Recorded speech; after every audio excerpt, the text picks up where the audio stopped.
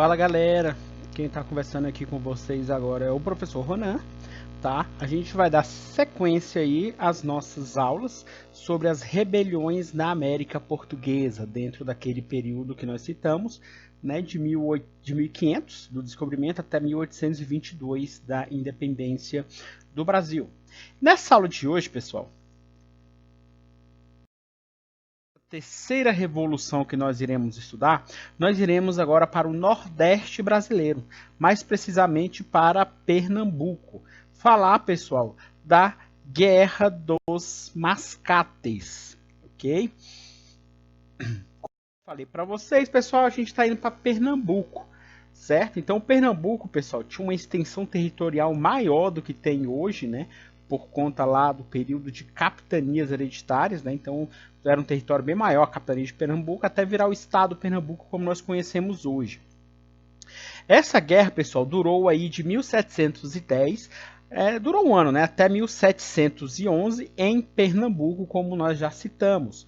Foi uma guerra, pessoal, que ocorreu aí entre os senhores de engenho, tá? Que eram os produtores de açúcar, contra os comerciantes.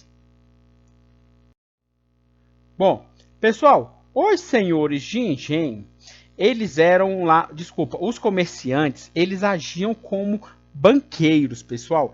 Eles emprestavam dinheiro lá, eles financiavam a produção de açúcar desses senhores de engenho. É importante a gente entender o contexto europeu aqui.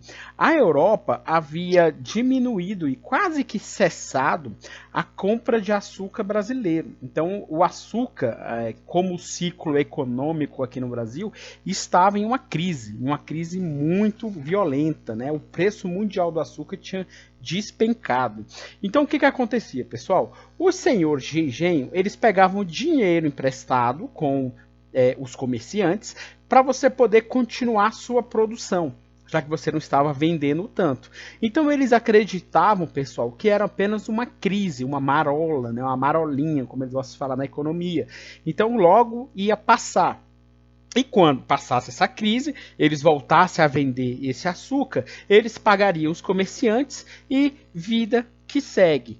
Tá? Então esse era o contexto econômico da época. Só que muitos senhores de engenho, pessoal, que pegavam esse dinheiro emprestado, não viam melhoras no seu orçamento. Então eles não conseguiam mais vender tanto açúcar como eles vendiam em outrora. Então logo, pessoal, as dívidas foram sufocando esses senhores de engenho. Eles foram ficando aí muito endividados. E aí, pessoal, muitos desses senhores eram obrigados a entregar as propriedades, né, para esses comerciantes. Pessoal, isso aqui tem uma outra questão social.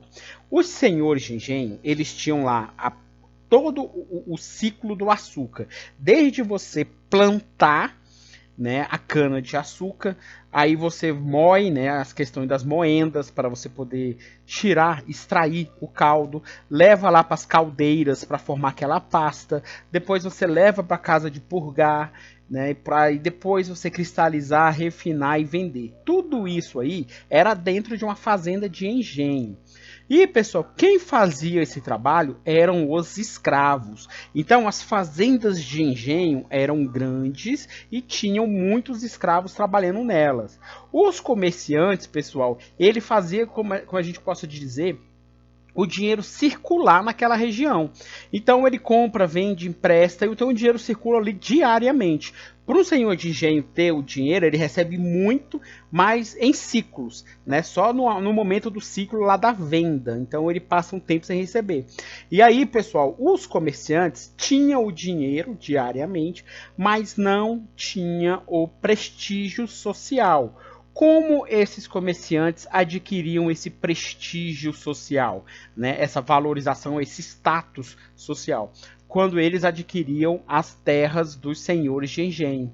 Então agora eles tinham dinheiro, eles tinham os escravos e tinham lá a produção do açúcar, certo?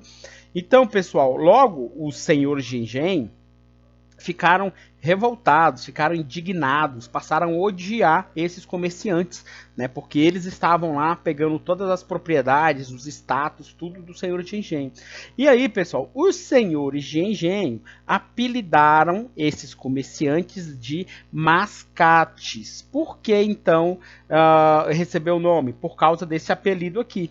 E aí, pessoal, o que é mascate? Vamos entender. Primeiro, pessoal, esse termo mascate é um termo pejorativo. Era como se o senhor de engenho estivesse xingando, ofendendo lá os comerciantes. Mascate, pessoal, quer dizer vendedor ambulante. Normalmente hoje chama-se de mascate aquele cara que compra mercadorias e sai vendendo aí pelas ruas, né? Ou em lugar fixos, né, que são lá algumas feirinhas ou coisa do tipo clandestina, ou ele sai vendendo, né, naqueles carrinhos pelas ruas aí. Então aquilo ali é um mascate. Então por que esse termo ficou pejorativo? Porque, pessoal, os comerciantes aqui já estavam ascendendo, estavam crescendo muito economicamente. Então, eles foram apelidados de vendedores ambulantes, vamos dizer assim. Então, por isso que ficou pejorativo. Os senhores de engenho estavam diminuindo aí a importância deles na sociedade.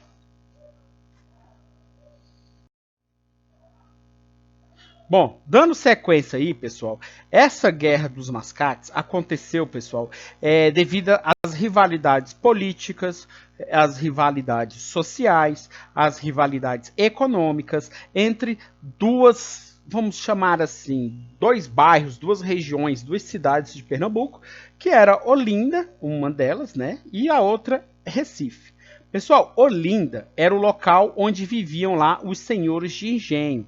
Era o centro político de Pernambuco. Tanto que Olinda, pessoal, era a capital de Pernambuco nessa época. Olinda, pessoal, se destacou e se destacava muito, né, economicamente falando, pela produção de açúcar. Mas, como a gente já salientou, a gente já citou antes, houve uma queda mundial nesse preço, né? Então, assim, a região de Olinda, os senhores de engenho de Olinda, aquela região foi entrando em crise econômica. Por outro lado, né, pessoal, temos aí Recife. Recife, pessoal, nesse momento da história, ele era apenas um bairro lá de Olinda. Só que esse bairro, pessoal, ele lá era lá que viviam os comerciantes. Tá? Então a maioria deles eram comerciantes, então se destacava aí, pessoal, pelo comércio. Tá? Então, se a gente for fazer uma espécie de fazer uma comparação, uma analogia com uma espécie de uma balança, enquanto Olinda estava caindo, principalmente na questão econômica, Recife estava subindo, estava crescendo. Tá? Só que aqui, pessoal, como a gente falou, tem algumas questões a serem citadas, tá? Essas dívidas aí que os senhores de engenho de Olinda adquiriram com os comerciantes de Recife estavam se tornando impagáveis, né? Porque os negócios não melhoravam. Esse é um ponto que é importante a gente deixar claro. Outra coisa, pessoal, os comerciantes estavam ficando cada vez mais ricos, né? Até aquela historinha do rico mais rico e o pobre mais pobre, né? Enquanto isso, né, o senhor de engenho estava ficando endividado. E isso gerou essa rivalidade entre esses dois grupos aí, tá? Então, pessoal, há uma diferença agora política importante. Os comerciantes de Recife, eles já estavam por cima no quesito econômico. Eles estavam crescendo também no quesito social, porque eles estavam adquirindo lá as propriedades, né? As propriedades que eram aí dos senhores de engenho. Mas o que eles não tinham ainda, pessoal, era poder político. E era isso que eles estavam cobrando aí da coroa portuguesa, dos governantes portugueses. Até, pessoal, que o governo português resolveu atender a esse desejo, né, a esse anseio aí de Recife, né, que era, ele resolveu elevar Recife à condição de vila, tá? Então Recife ia deixar de ser um bairro de Olinda e ia virar uma vila. Tá, mas professor, o que isso tem a ver? Galera, na prática, quem mandava em toda a região eram os senhores de engenho, mandavam politicamente.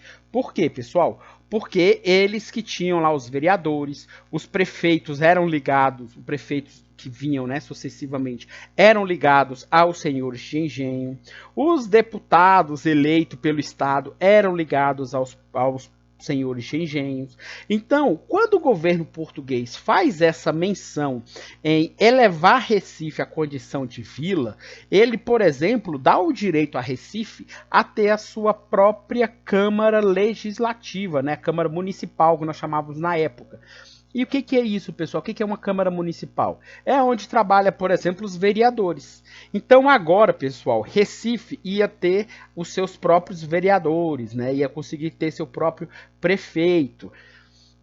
O que ia separar politicamente de Olinda, ou seja, Olinda ia perder essa influência política que tinha sobre Recife. Olha só, Olinda já estava perdendo o poder econômico. Olinda já estava perdendo o poder social. Agora, pessoal, Olinda estava perdendo o poder político. Então, Recife já estava se tornando mais importante do que Olinda. E o que acontece? Os olindenses, pessoal, não aceitaram essa elevação, esse status maior que Recife estava recebendo. E, pessoal, por você não aceitar, o que você tem que fazer, né? Então, os olindenses pegaram armas de fogo e foram tentar impedir essa emancipação de Recife, essa independência de Recife, né, de Olinda.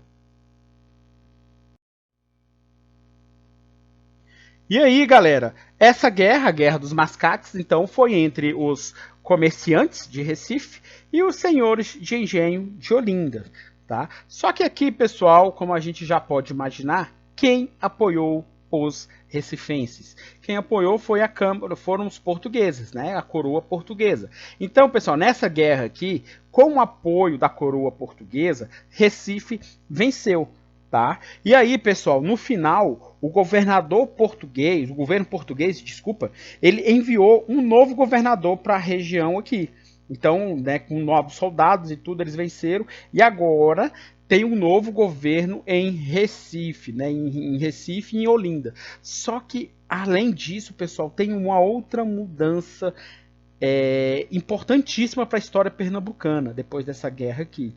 Que depois que os portugueses ajudaram os recifenses e Recife venceu, Recife se emancipa, né? Ele se torna independente de Olinda. E mais, pessoal, Recife torna-se a capital de Pernambuco. Então, Olinda deixa de ser capital e agora a capital pernambucana, até os dias atuais, é agora Recife, tá? A cidade de Recife. Então, bom, galera, essa daí foi a nossa Guerra dos Mascates, né, entre os senhores de engenho e os comerciantes, entre Olinda e entre Recife. Tá? Espero que tenham gostado, não esqueçam de se inscrever no canal e até a próxima. Um grande abraço a todos.